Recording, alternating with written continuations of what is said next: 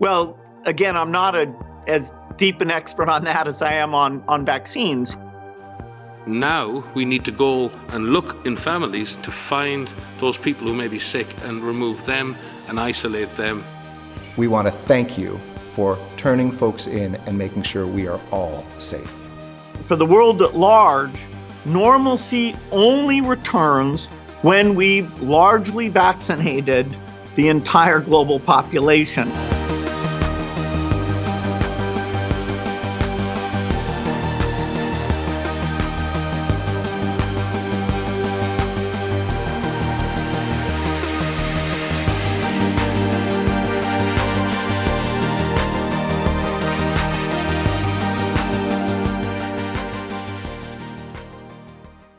Welcome everyone, I'm Spiro, thanks for tuning in, and let's just cut right to the chase. Last week, a top WHO, World Health Organization official stated that it's time for authorities to come to your home to see who's infected and take them away. That ability not only to isolate cases, but to rapidly detect illness in the context and remove those contacts should they become sick was a central part of that. And as he said, that wasn't, they're using apps now to do that. They're testing apps, but they didn't do it with apps in Singapore. They did that with community workers, with public health workers, visiting the houses, checking on people, checking their health status every day and saying, how are you? Have you got a fever? Have you got a cough? And if a contact has developed a cough or a fever, they were taken immediately for testing. So yes, we need the information technology tools. They help. They are not the solution. Right now, we don't have an alternative to what we would have considered in the old days boot leather epidemiology. Public health practitioners, doctors, nurses, community workers working with communities to detect cases at community level. And the most likely person to become a case is someone who's been a significant contact of another case. And at the moment, in most parts of the world, due to lockdown, most of the transmission that's actually happening in many countries now is happening in the household, at family level. In some senses, transmission has been taken off the streets and pushed back into family units. Now we need to go and look in families to find those people who may be sick and remove them and isolate them in a safe and dignified manner. That was Dr. Michael J. Ryan, the current executive director for the World Health Organization's Health Emergency Program. You may recognize him from Event 201. The scenario you will be presented with this morning could easily become one shared reality one day. I fully expect that we will be confronted by a fast-moving, highly lethal pandemic of a respiratory pathogen. For those who are not up to speed, Event 201 was a simulation of a global coronavirus outbreak conducted by the Bill and Melinda Gates Foundation, the World Economic Forum, and the Johns Hopkins Center, just 6 weeks before the actual coronavirus outbreak was first reported. Good morning, and thank you all for being part of this Pandemic Emergency Board. We're at the start of what's looking like it will be a severe pandemic. And there are problems emerging that can only be solved by global business and governments working together. The global community has been working to respond to this pandemic since its recognition, but as health and economic impacts have become more severe, the World Economic Forum has convened this board because of your combined expertise, your backgrounds, and your global voice. We will need all of you to help us respond to urgent policy crises that are emerging. The purpose of this board is to advise leaders in national governments, global business, and international organizations on the response to the pandemic, particularly focused on international problems that require collaboration between business and government. Your recommendations will be critical and will be promulgated and communicated broadly at the end of this meeting. Now, the participants of the exercise included the United Nations, the World Bank, the American and Chinese CDC, the former deputy director of the CIA, that's right, and vaccine manufacturers, the media, and several others. I covered that in a previous report. I'll leave a link below. Now, in my latest report, I showed how Bill Gates basically owns the World Health Organization and is extremely influential in the American health agencies, such as the National Institute for Health and the Center for Disease Control, the CDC, through his multi-million-dollar business partnerships and donations, or foundation partnerships. however you want to look at it. Now, I also showed how Gates and others have also been openly calling for global governance, mass vaccinations of people before the world can basically go back to what they call, or what we used to call, quote, normal, and come out of this lockdown, essentially holding the world hostage. And now Gates has essentially pocketed Dr. Tony Fauci and Dr. Deborah Birx, two top members of Trump's White House coronavirus task force. It is also interesting to note that this World Health Organization official has a long history of working with or for Bill Gates and has already carried out mass vaccine programs. Now, right here on the WHO website, we can clearly see that Michael J. Ryan worked with Bill Gates, the World Health Organization, UNICEF, which of course both fall under the United Nations, the US CDC, and the US Institute of Medicine, and many others, to carry out 44 mass vaccine campaigns on 25 million children, reportedly in 8 different countries, utilizing 140 million polio vaccines. Now, this is profound.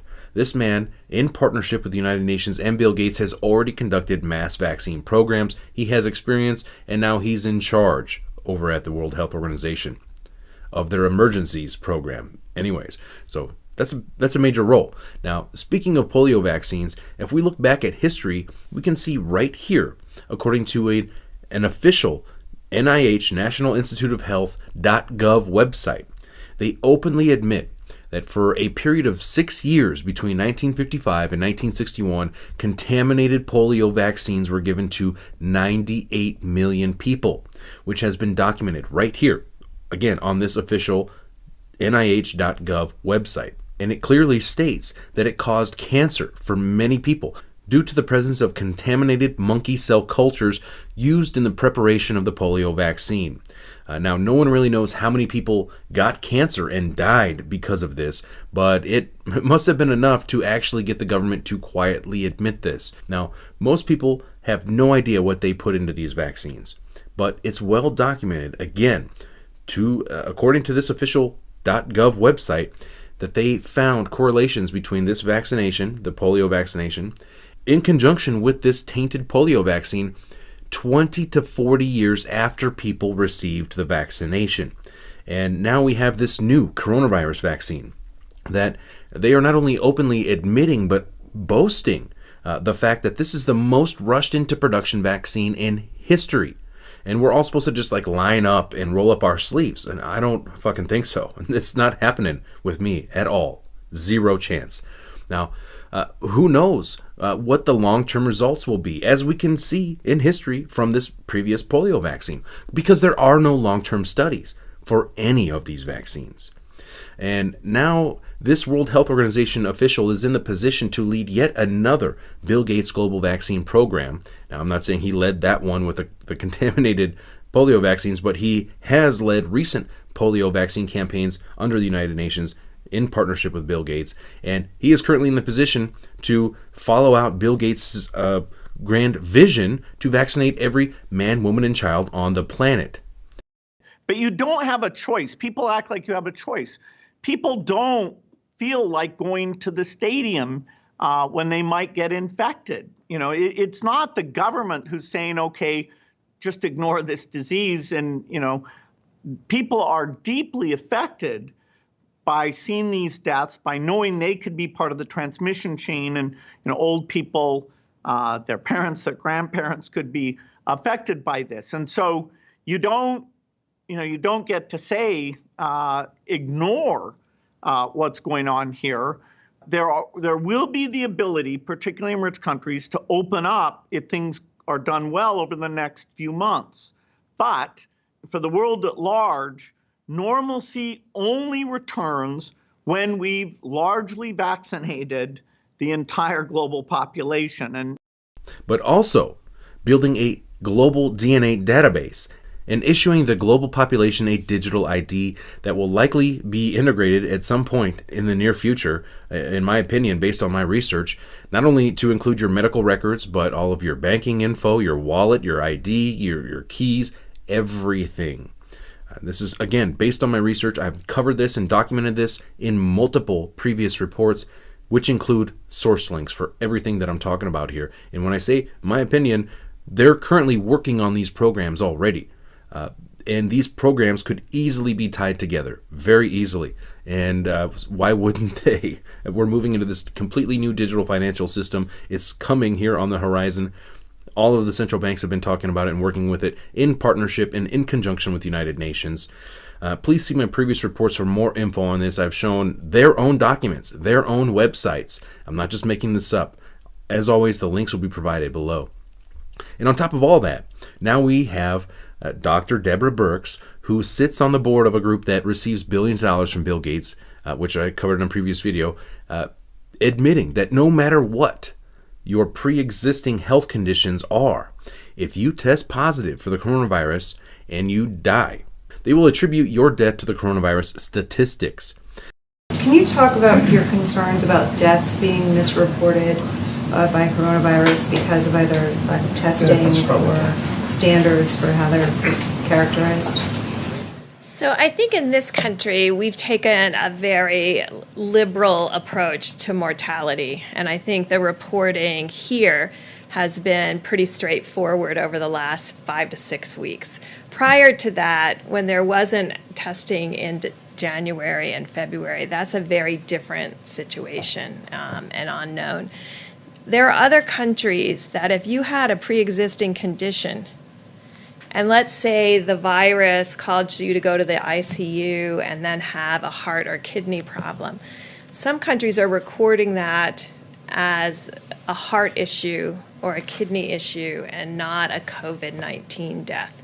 Right now, we're still recording it, and the great thing about having forms that come in and a form that has the ability to mark it as COVID-19 infection, the intent is right now that if someone dies with COVID-19, we are counting that as a COVID-19 death.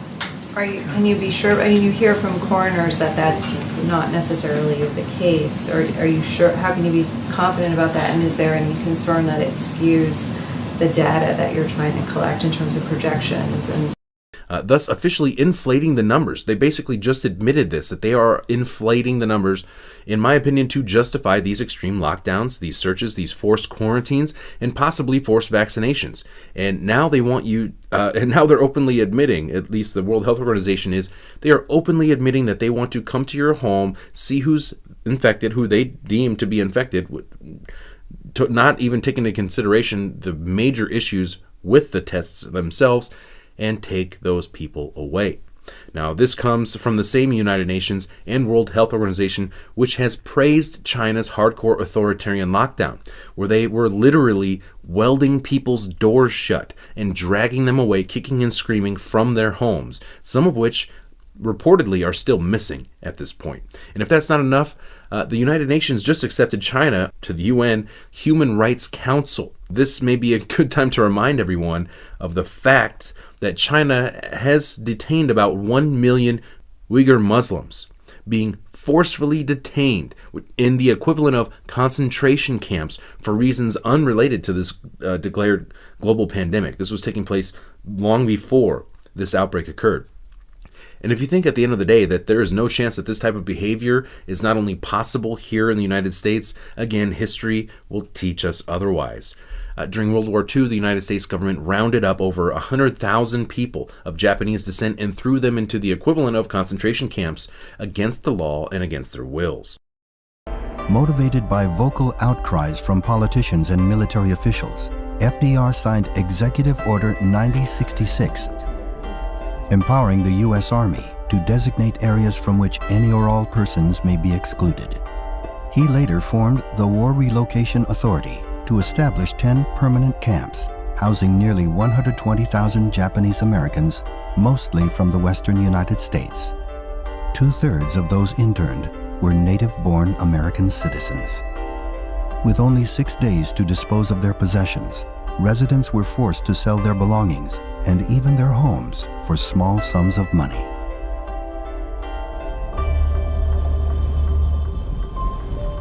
Internment camps were often situated in isolated deserts, prone to harsh weather, and surrounded by barbed wire and guard towers. Plus, we have covered right here on this channel the Rockefeller Lockstep document, which championed the Chinese authoritarian style lockdown in response to a major global pandemic, which is basically the blueprint we have here. Again, another report I will include in the links below. Now, there may come a day when you get pulled over. They're not going to ask you for your license and your registration. They're just going to scan you. They'll probably be able to scan you from their cars, their police vehicles. Now, they want everyone to unquestionably obey these draconian COVID 1984 measures. And if you step out of line, they will pay your neighbors to rat on you and essentially be a paid spy for the world government, because that is exactly what they are doing right now. We need to make sure that everybody continues to let us know where those folks are. If you've observed recurring violations of the Safer at Home order, please continue to let us know at coronavirus.lacity.org/business violation. You know the old expression about snitches? Well, in this case, snitches get rewards. We want to thank you for turning folks in and making sure we are all safe. Now, U.S. Attorney General William Barr has just voiced his concerns regarding the Bill Gates proposal of a digital vaccine certificate, stating that he is, quote, very concerned about the slippery slope in terms of continuing encroachments on personal liberty, end quote. Really? Now, when was the last time the U.S. government, or any government for that matter, actually concerned with citizens' right to privacy? After all, they have been the ones tracking everything you do, everywhere you go, and everything you say since at least 9/11 or shortly thereafter. Now, Attorney General Barr falls miserably short, in my opinion, firstly for not clarifying that these brand new RNA vaccines, which have, keep in mind, never before been used in humans, which are, again, keep in mind, being rushed into production right now as the safety regulations are being rolled back, will not be mandatory. It would have been good to, hey, reassure the public, don't worry, if you want to have the vaccine, it's there, you can take it. If not, this will not be forced on you. I know we should all just be able to assume that. We will not and should not have any medical treatment forced upon us, but under these current circumstances, considering that Bill Gates sounds like he wants and is planning to vaccinate the entire population of the planet, that would have been a good thing to just kind of include in there. Now, secondly, Barr leaves the door open with his broad and general statement saying, quote, however, appropriate, reasonable steps are fine, end quote. Now, who decides these appropriate and reasonable steps? Is it the taxpayer? Is it the voter? Is it the Gates-controlled World Health Organization? Or is it the Gates-controlled, or at least heavily influenced, White House Coronavirus Task Force? Now, never forget, it was this task force who told Trump that he had to shut down the country. And he did. And you can see that he is visibly pissed off about this in his a lot of his daily press conferences.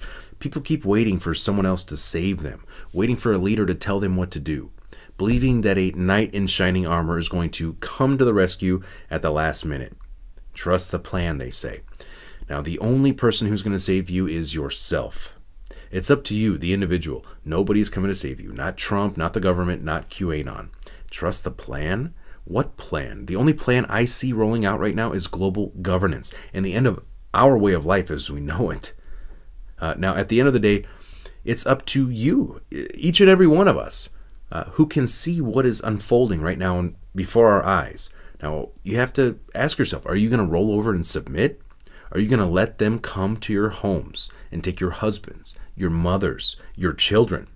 If it comes to that, they're openly talking about this right now. This is what they're saying. I just showed you the clips of the lead doctor at the World Health Organization who is openly saying this. He's the head of their emergencies program. He is the head of their global vaccine program at this point. A man on record working with Bill Gates conducting these operations, saying they need to come to your homes and it's for the greater good and they're going to take people away.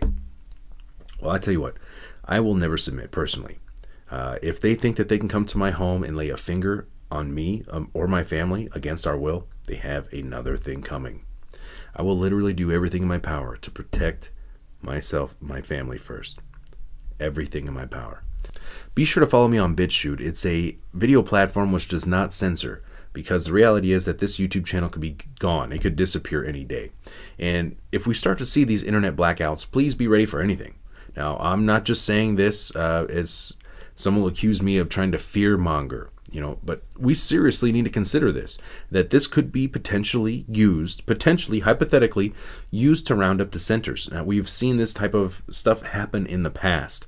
Now, they have openly suggested intentional internet blackouts to stop what they deemed as misinformation, spreading of misinformation during Event 201, the pandemic coronavirus simulation that happened just before this outbreak took place.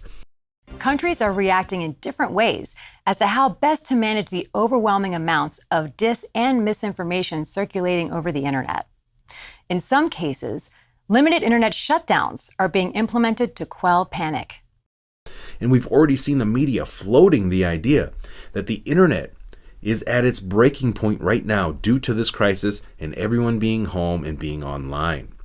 Now, if you think what I'm saying is far-fetched, ask yourself this.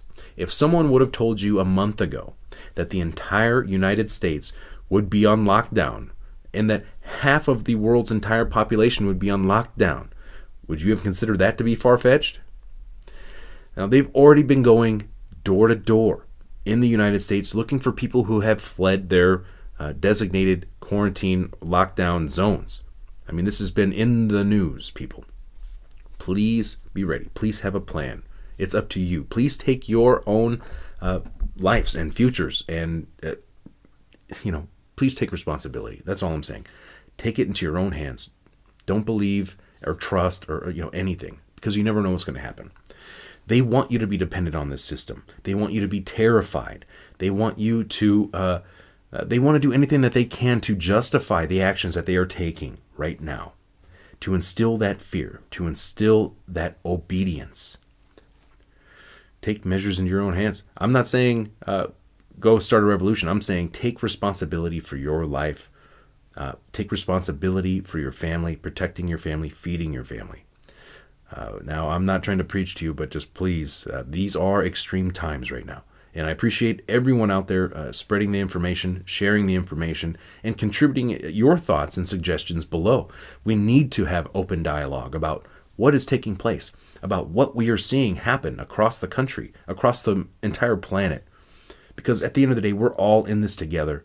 And in my opinion, this is a concerted effort, an organized operation unfolding right now before our eyes.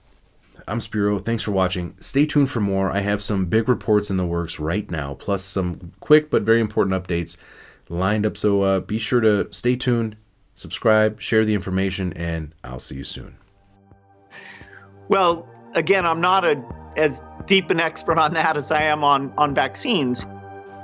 Now we need to go and look in families to find those people who may be sick and remove them and isolate them. We want to thank you for turning folks in and making sure we are all safe.